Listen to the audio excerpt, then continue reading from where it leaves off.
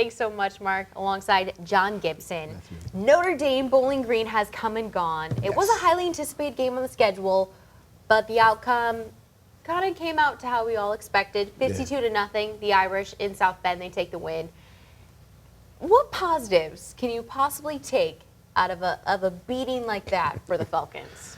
Honestly, I thought that we're not one for moral victories. You never want to talk about moral victories, but this is probably the most positive blanking that I've ever seen. And I think it speaks more to where the team was coming into the game, what the Kent game looked like, what they've looked like previously in the season.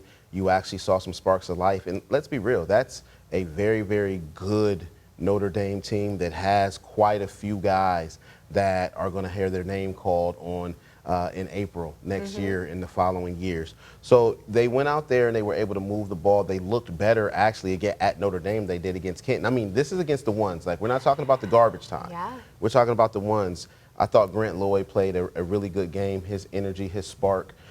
Darius Wade, not so much. Quentin Morris went out there, 10 catches, 92 yards. You know, there were a lot of positive to take considering what the final score looked like. And the bright spot for the Falcons lately was the defense until they got to that Kent State team. But then the offense, there was a big question at that QB position. We figured Coach would make some changes with Notre Dame. Darius Wade only completes 2 passes before Grant Lloyd comes over and takes over, and he was able to move the ball. 13 of 25 passing, just over 100 yards. How was he able to start moving the ball against that Notre Dame defense? Well, I think Grant is more decisive when he decides to throw the football or when he decides to run the football. If he drops back as a passer and there's nothing there, he takes off. Now, that's not always a good thing because there were a couple of times on Saturday he took off too early. He's not the best ball thrower. You know, he's not the best pitcher out there. But as a game manager, he managed the game very, very well. You know, there were no delay of game penalties. There were no hiccups that you get normally with a new quarterback coming in. So the game was played clean from that spate. There were no turnovers with the exception of the Hail Mary pass at the end of the first half. So there were a lot of things that Grant did, but I think mostly the threat of him actually being a runner and having to be accounted for opens up a lot of things on the offense that, you know, the offense needs right now. I mean, this is an offense that doesn't really have playmakers. You know, honestly speaking, Quentin Morris is not going to run away from anybody. Andrew Clare is banged up. There is nobody that can take the top off the defense, so you got to try to find as many yards as you can wherever you can. The third quarter sticks out to me, right at the beginning of the third quarter. BG had 12 plays, 52 yards combined for that. So they were moving. But you mentioned Quentin Morris. Those 10 receptions were a career high for him in the game. So how was it just Grant Lloyd finding his receivers and being on target at least when he was passing? Yeah, he did a good job of finding the open receiver, getting the ball to a guy. Quentin Morris just happened to be open. I mean, he's a big body, he's a big target, and he made the catch when he was thrown to him. I mean, I think he had 13 targets, he had 10 catches. So that's a very good percentage when you're talking about throwing the ball to a tight end, tight end receiver hybrid, whatever it is want to call him. But I mean, we knew that this kid could play. We knew last year when he came in he could play. He's got a huge frame, a great body, could put on some more weight and really be a legitimate tight end prospect, you know, going to that next level if he puts the work in. But it was good to see him focus and do some of the little things that it took to be a acceptable receiver on Saturday. This Notre Dame game couldn't have come at a more better time because the Falcons, their spirits are high because of the improvement. Now they're going into I-75 battle week. It's Coach Leffler's first battle of I-75 as a head coach. He said he's followed it all since he was a child. He remembers those games, he remembers Michigan-Ohio State, Michigan-Notre Dame rivalry games. So he gets the rivalry. But from someone who has played in it, how do you sum up this battle of I-75? It's a rivalry game, first and foremost. I mean, I think that's just putting it plainly. I mean, good old-fashioned hatred, a strong disdain that lasts forever. I literally will never wear blue and yellow at the same time. Amazing. Like, to this day, you know, I've never worn blue and yellow at the same time. And it's you know, I mean, honestly, like, I was 2-2 against that school. During my career. That school. Yeah, we split the series at home, and it's a game where you know it's going to be ratcheted up immediately. They understand it's a rivalry. We understand it's a rivalry. It's going to be it's going to be uglier than an Akron game. And an Akron game, mind you, is ugly because that's a rival also. But that game is going to be very emotional. There's going to be a lot of shots afterwards, a lot of trash talk.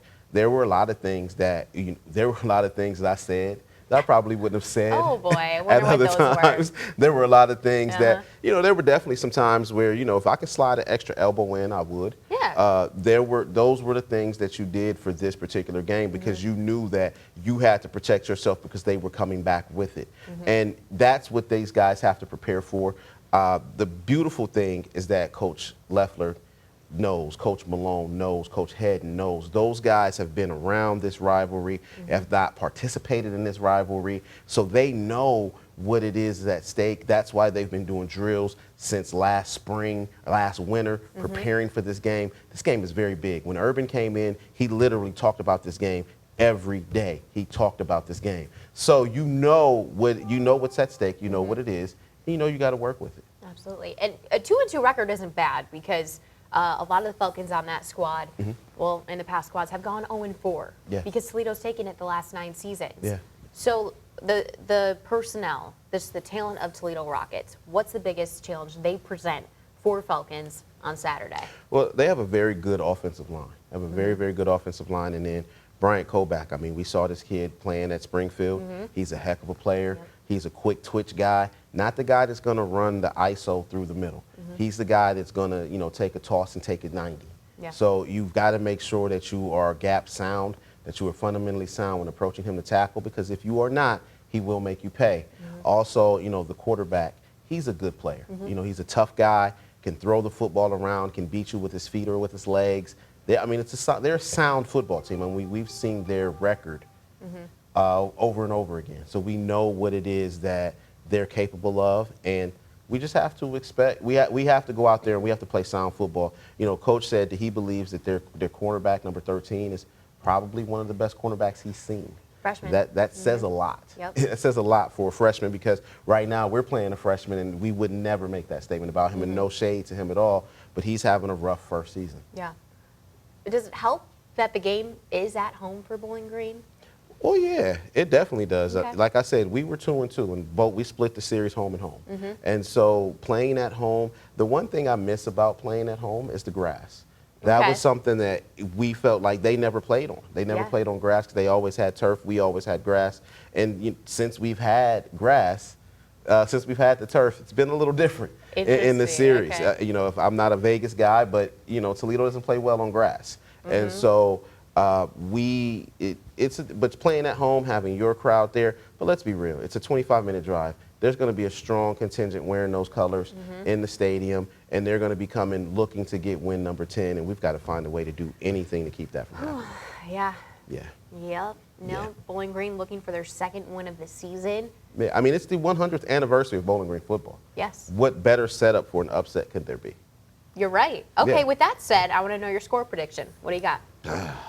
Your favorite part? I hate this part. I think the only way Bowling Green can win if they turn it into an ugly game. Okay. I'm a Bowling Green guy. Bowling Green has to win. Period, point blank. They have to win. Absolutely. This is with my heart, not with my head, not with what I've read. I think that it has to be an ugly game, and I think Bowling Green has to win it something like 24-21. I want to know what an ugly game is in your Ugly definition. game. Bowling Green has to force turnovers. Bowling Green has to force turnovers. I would say maybe even get a defensive score. They're going to have to make this an ugly game. It has to be a slobber knocker. Slobber knocker, okay. Yeah, it has to be a 1980s football affair. This cannot be. This can't be a pretty clean game. If it's a pretty clean game, it's going to favor them. They've got too many playmakers, especially on the offensive side of the ball. They've got too many playmakers for us to keep up with. But if we can turn this into an ugly game where we get a couple of turnovers, we can rattle a couple of guys, and the momentum starts to go, I think you'll see Bowling Green has a chance to take it out. That's the only way, in my opinion, that they can win this game. So 24-21. 24-21. Yeah. All righty. We'll see. Head coach Scott Leffler leading his team into battle for the first time in his career. We'll see. Noon kickoff at the Doit. Thanks so much, John Gibson. I'm Danny Rogers for the Bowling Green coverage. Mark, let's send it back to you.